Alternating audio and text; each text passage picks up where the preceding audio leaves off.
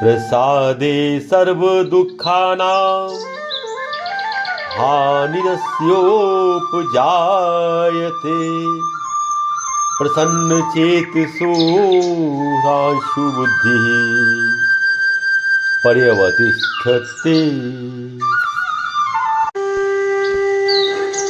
दूसरे अध्याय के इस 65वें श्लोक में माधव पुनः अंतःकरण की बात ही तो कर रहे हैं।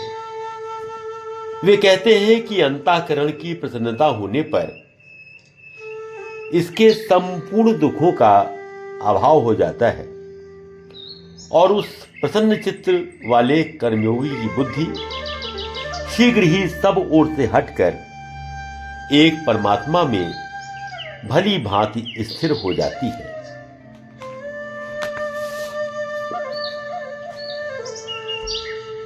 अंतःकरण की प्रसन्नता की शक्ति के विषय में बताते हुए माधव कह रहे हैं कि यदि अंतःकरण में प्रसन्नता है तो संपूर्ण दुखों का अभाव हो जाता है। अंतःकरण में प्रसन्नता कैसे आए, इस पर हम पिछली कड़ियों में श्लोक संख्या 63 और 64 का विश्लेषण करते हुए विचार कर चुके हैं। सामान्य जीवन में हम देखते हैं यदि कोई व्यक्ति कोमा में है तो उस पर किसी भी शारीरिक या मानसिक कष्ट का असर नहीं पड़ता और इसी प्रकार यदि किसी व्यक्ति का मानसिक संतुलन ही बिगड़ जाए तो भी उस पर संसार में हो रहे किसी भी प्रकार की घटना का या घटना से उत्पन्न सुख दुख का कोई असर नहीं पड़ता। अर्थात यदि हम स्वयं को कोमा की स्थिति में ले आए या विक्षिप्त हो जाए हमारा मन, तो हम पर किसी भी प्रकार के दुख का प्रभाव नहीं पड़ेगा। लेकिन मुरलीधर का मंतव्य ये तो नहीं हो सकता और यही बात वे 63वें और 64वें श्लोक में पहले ही स्पष्ट कर चुके हैं। अर्थात पूरी तरह जागरूक रहते हुए भी मन को कोमा वाली स्थिति में ले आना। स्पष्ट है कि अभ्यास के द्वारा मन पर प्रसन्नता की ऐसी सतह चढ़ जाए जो मन का ही एक हिस्सा बन जाए और वो स्थिति आ जाए कि पूरा का पूरा मन ही प्रसन्नता में बदल जाए, तो दुख का कोई अनुभव होगा ही नहीं। और यदि दुख का अनुभव नहीं होगा तो हम राग द्वेष से मुक्त होकर अपने कर्तव्य का पालन करेंगे और यदि राग द्वेष से मुक्त होकर कर्तव्य का पालन किया तो वह वास्तविक कर्तव्य पालन होगा। आइए इसे एक उदाहरण से समझते हैं। मान लीजिए कि आप एक परीक्षक हैं। अब आपके सामने जो कॉपी जांचने के लिए आई है वो आपके उस पड़ोसी के पुत्र की है जिसने पिछले ही दिनों आपको आपकी कॉलोनी में हुए सोसाइटी सचिव के चुनाव में हरा दिया था। अब यदि आपके मन में उसके प्रति आक्रोश है तो आप उसके पुत्र को कम से कम नंबर देने का प्रयास करेंगे। अर्थात द्वेष ने आपको आपके कर्तव्य पालन में रोका। आपने उसे उसकी योग्यता की तुलना में कम नंबर दे दिए।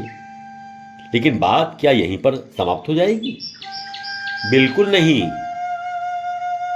निश्चित रूप से उसकी योग्यता के अनुरूप नंबर न आने की सूचना उसके पिता अर्थात आपके पड़ोसी को मिलेगी तो वो समझ जाएगा कि आपने उससे अपनी हार का बदला लिया है।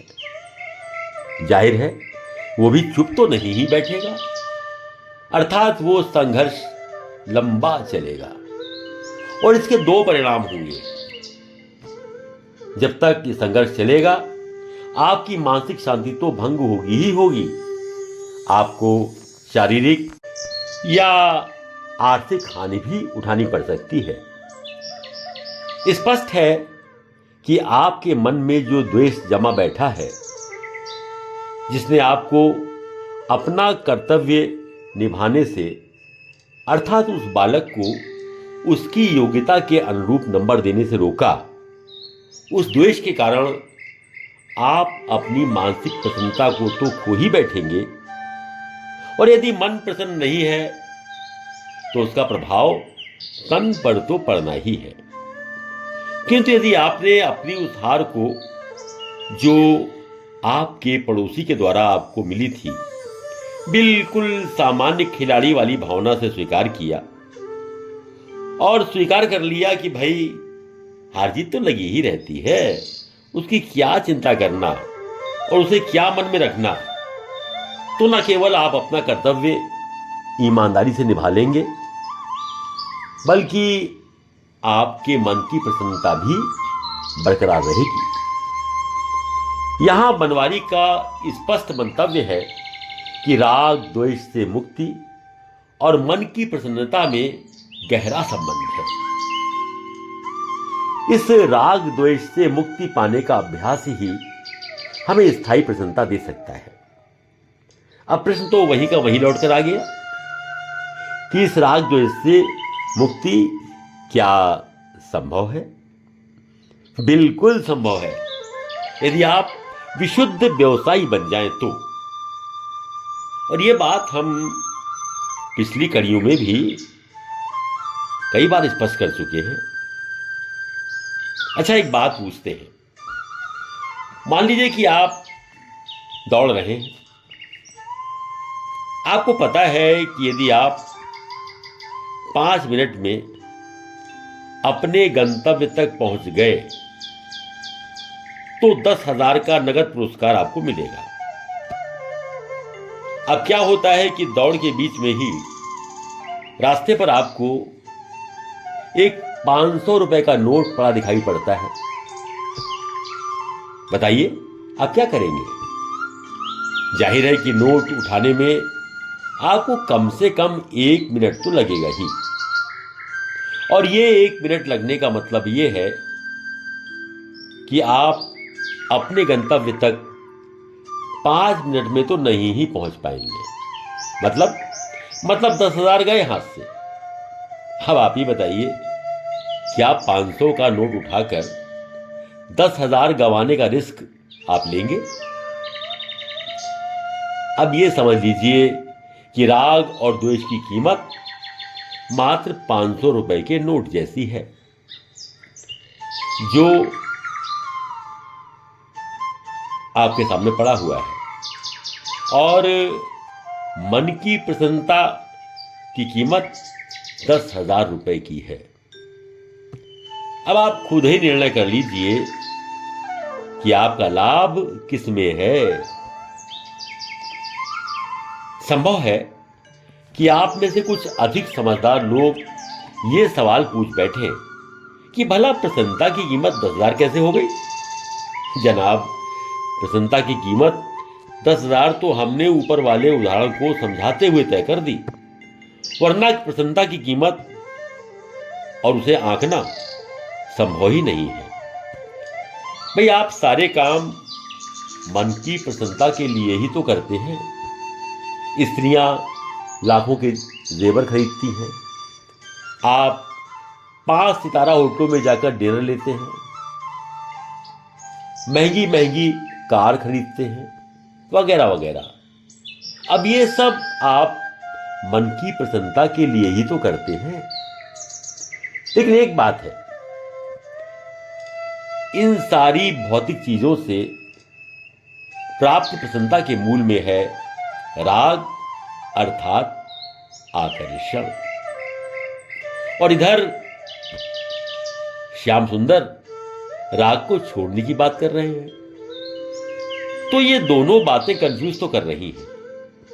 यानी एक ओर तो आकर्षण के कारण हम कुछ खरीदेंगे या कहीं जाएंगे या कुछ कार्य करेंगे तो हमें प्रसन्नता मिलेगी, और उधर वंशीधर हमें राग से मुक्त होने को कह रहे हैं, तो भला मन की प्रसन्नता मिलेगी कैसे?